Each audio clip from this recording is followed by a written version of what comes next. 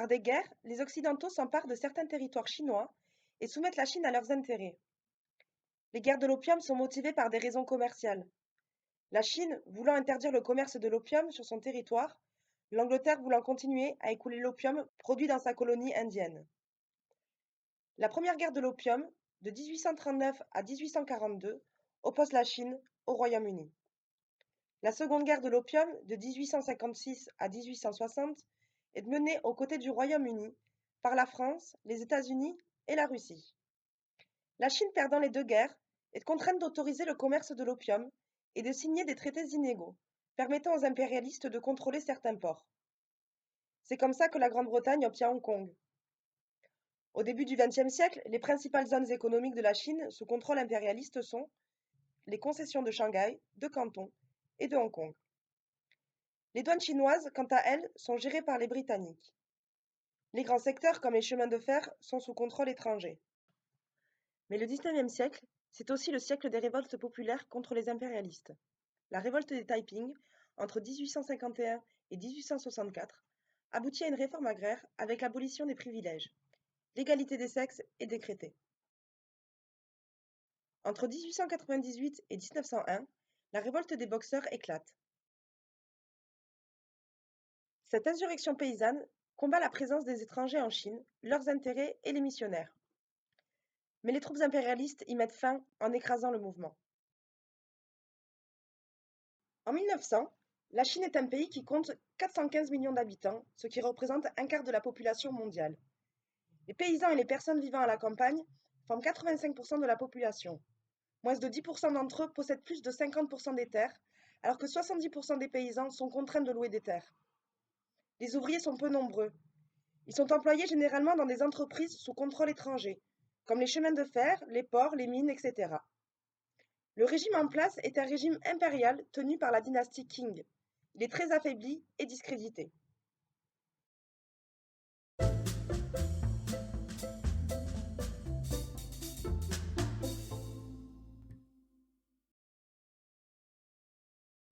La République de Chine est fondée en 1912.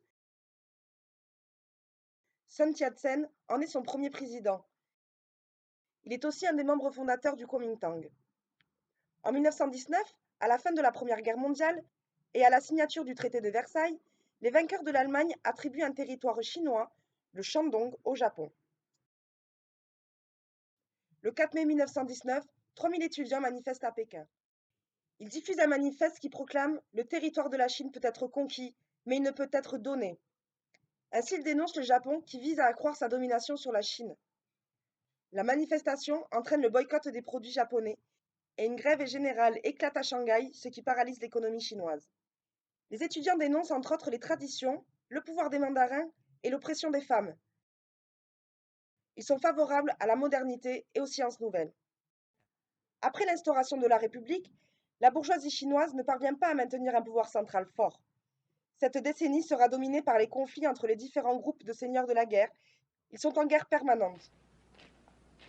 En 1921, des intellectuels qui ont participé au mouvement du 4 mai 1919 fondent le Parti communiste chinois. Le premier congrès a lieu le 23 juillet 1921 au sein de la concession française de Shanghai. Il réunit alors 13 délégués venus de 6 provinces et municipalités, représentant un effectif total de 57 adhérents pour l'ensemble de la Chine. Mao Tse-tung fait partie des 13 membres fondateurs en tant que représentant du Yunnan. Le parti croît rapidement dans la classe ouvrière par une activité syndicale qui lui permet de se lier à une classe encore faible. De nombreuses grèves éclatent de 1922 à 1925 dans les usines étrangères, les chemins de fer ou au port de Hong Kong.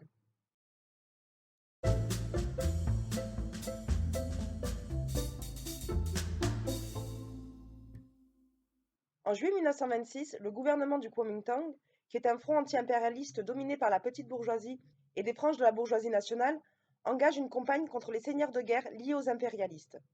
Elle est un succès. La Chine est provisoirement réunifiée. Cependant, la droite du Kuomintang se sent menacée par les organisations paysannes organisées par les communistes, qui s'en prennent aux propriétaires fonciers. En avril 1927, Chiang Kai-shek liquide les organisations ouvrières qui ont permis son entrée dans Shanghai. La répression fait 35 à 40 000 victimes communistes. En riposte au massacre de Shanghai, Le soulèvement de Nanchang et le soulèvement de la moisson d'automne des communistes marquent le début de la guerre civile révolutionnaire entre nationalistes et communistes.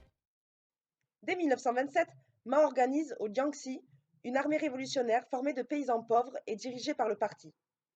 Après 4 ans de guerre entre nationalistes et communistes, en 1934, le Kuomintang lance une offensive massive formée d'1 million de soldats pour anéantir les bases révolutionnaires des communistes.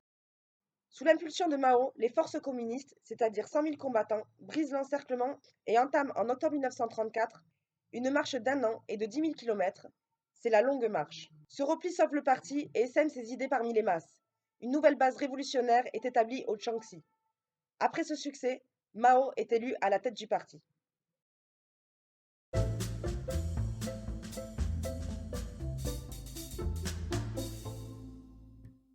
En 1937, la partie orientale de la Chine est envahie par l'armée impériale japonaise.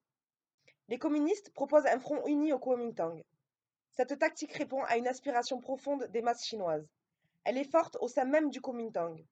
Mais le Parti communiste conserve son indépendance politique et militaire. Dans les zones qu'il contrôle, il met en place des organes de gestion populaire. Son crédit s'accroît avec la mise en œuvre de réformes agraires. En 1945, après la défaite japonaise, la guerre reprend entre le Kuomintang et le Parti communiste. En dépit du soutien massif des États-Unis, le Kuomintang est discrédité et battu par l'armée rouge. Chiang Kai-shek se réfugie à Taïwan. En 1949, la victoire des communistes est totale. Le 1er octobre à Pékin, Mao Tse-tung proclame l'avènement de la République populaire de Chine du balcon de la Porte de la Paix qui donne sur la grande place Tiananmen.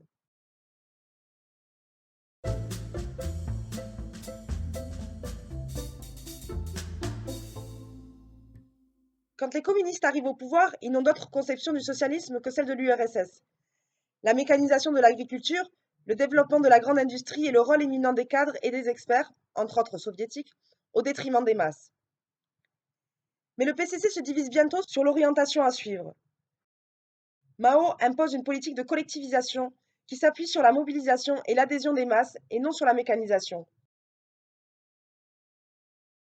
En 1956, des révoltes ouvrières ont lieu en Pologne et en Hongrie. Elles mènent le PCC et Mao à une première réflexion sur l'expérience socialiste.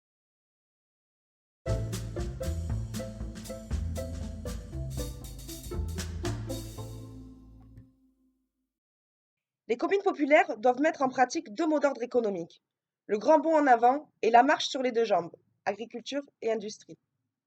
Elles doivent constituer un passage accéléré vers le communisme. Le grand bond en avant vise à stimuler la production industrielle et agricole et la collectivisation par la mobilisation des masses. Mais les résultats ne sont pas ceux attendus. La production est désorganisée. Certaines régions connaissent la famine.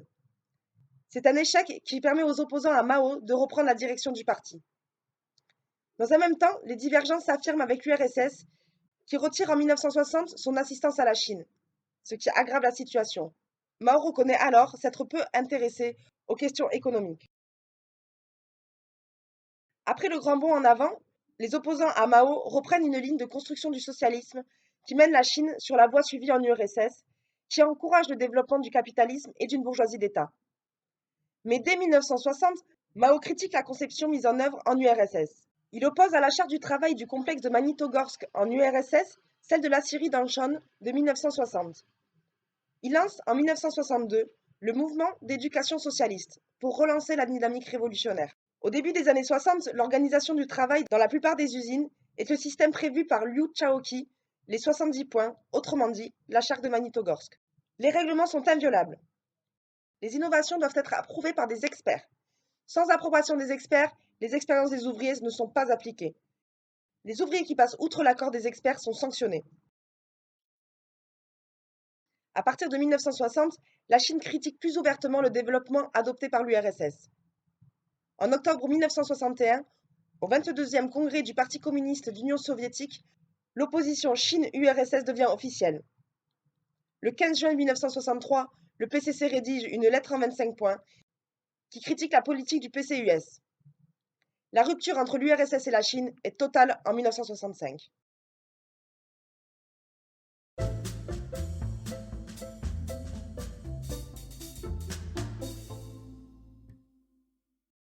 La lutte de Mao contre cette orientation débouche en août 1966 sur le lancement de la révolution culturelle par une décision en 16 points. C'est une lutte de masse contre les dirigeants engagés dans la voie capitaliste dans l'État et le parti. Elle a un impact immense parmi la jeunesse et la classe ouvrière qui s'organisent en gardes rouges et groupes rebelles. Le rôle des cadres est remis en cause. La critique ouvrière est stimulée. L'expression politique s'est libérée par le canal des Dazibao. Ce sont des affiches placardées par lesquelles s'expriment les jeunes révoltés. Les valeurs culturelles chinoises traditionnelles et certaines occidentales sont dénoncées au nom de la lutte contre les quatre vieilleries. Il est mis en avant que la transition sous la dictature du prolétariat n'est pas le résultat mécanique du développement des forces productives dirigées par les experts et les cadres rouges. C'est une lutte de classe ininterrompue pour transformer les rapports sociaux et éliminer la division sociale du travail. À Shanghai, les ouvriers des usines s'engagent dans le mouvement révolutionnaire. Les jeunes révolutionnaires sont d'abord minoritaires, mais ils reçoivent l'appui d'une partie des cadres et de l'armée et prennent le pouvoir. En décembre 1966, les rebelles, ouvriers et étudiants, désirent mettre en place un système semblable à la Commune de Paris. Fin 1967, l'armée intervient contre les rebelles et les étudiants retournent en cours à la fin de 1967. Cependant, les affrontements se poursuivent dans le sud du pays. En 1968, Liu Xiaoqi et Deng Xiaoping perdent leurs fonctions dans le parti et l'État. Zhou Enlai, centriste, s'aligne sur Mao. De plus, l'armée lui apporte son soutien inconditionnel avec Lin Piao à sa tête. Un premier bilan de la révolution culturelle est tiré lors du 9e congrès du Parti communiste, à Pékin, en avril 1969. Parmi les 512 délégués, les trois quarts appartiennent à l'Armée populaire de libération. La gauche maoïste y joue un rôle prédominant. Le nouveau bureau politique est bien loin d'être uni. Trois factions s'y opposent. Lin Piao avec Chen Boda, Zhou Enlai avec le soutien des pragmatiques civils et militaires, Jiang Qing, cadre communiste et par ailleurs épouse de Mao, soutenue par le groupe de Shanghai, qui deviendra ultérieurement la Bande des Quatre.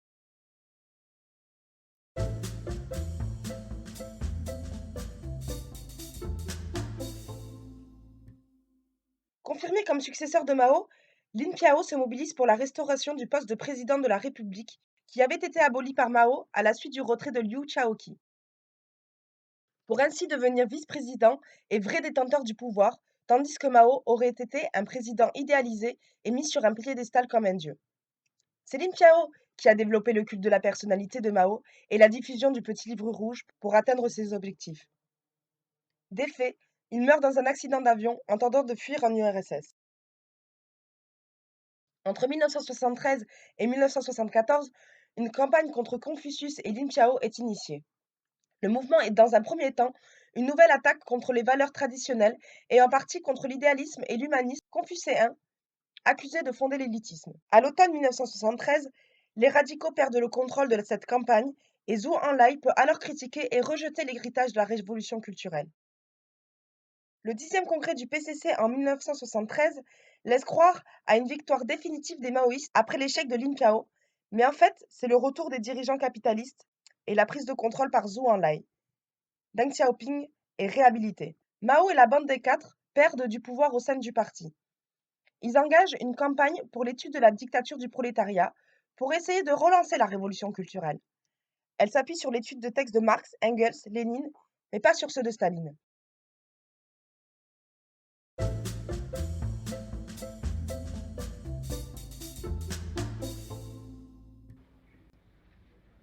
À la mort de Mao, son successeur, Hua Qiufeng, fait immédiatement arrêter et emprisonner la bande des quatre, c'est-à-dire la faction maoïste et révolutionnaire du PCC. C'est la fin de la révolution chinoise et le début de la restauration capitaliste que nous connaissons aujourd'hui. Nous retenons de la révolution culturelle 10 leçons. La lutte des classes se poursuit après la Révolution et la prise du pouvoir d'État pour la transformation réelle de la société ancienne d'exploitation, celle que nous connaissons aujourd'hui. Il faut mettre la politique au poste de commande, c'est-à-dire montrer la voie concrète dans la lutte des classes pour avancer vers un projet révolutionnaire, ce qui suppose d'avoir fait un bilan des expériences passées de l'histoire. Qui ne fait pas l'enquête n'a pas le droit à la parole, disait Mao. La priorité, c'est la ligne de masse, comprendre quels sont les vrais besoins des prolétaires et pas ceux décidés par les experts. Il faut empêcher l'apparition de nouveaux exploiteurs rouges, des responsables engagés dans la voie capitaliste, ceux qui mettent la production au poste de commande et pas la politique. Il faut apprendre à distinguer les ennemis qui se cachent, y compris derrière le drapeau rouge, des amis qui se trompent. Contre le pouvoir des experts, en économie, en écologie, en politique, en syndicalisme, etc., il faut refuser la délégation de pouvoir et permettre aux prolétaires de tout décider par eux-mêmes. Les élus sont contrôlés par la base et révocables à tout moment. Il faut transformer la production, labourer le terrain pour empêcher les experts, dirigeants et nouveaux bourgeois de reprendre le pouvoir. Travail à la chaîne, de nuit, souffrance au travail, précarité, c'est le travail lui-même qui doit être recomposé pour mettre le prolétaire au cœur. Il faut remettre en cause la division entre le travail intellectuel et le travail manuel, imposer aux cadres de travailler la production, permettre aux ouvriers de s'éduquer et de diriger dans la production comme dans la politique. Tout ce qu'un homme fait, une femme peut le faire. Ce qu'une femme fait, un homme doit le faire. Il faut en finir avec l'hyperconcentration de l'espace capitaliste, refuser le gigantisme des villes et des industries, nucléaires par exemple, décentraliser, déconcentrer, développer l'industrie à la campagne, dans le cadre d'un plan centralisé harmonieux de développement économique et social. Il faut faire de la société tout entière une école de l'émancipation ouvrière contre l'éducation élitiste. Il faut mettre la formation au cœur de la société pour permettre à tous de diriger.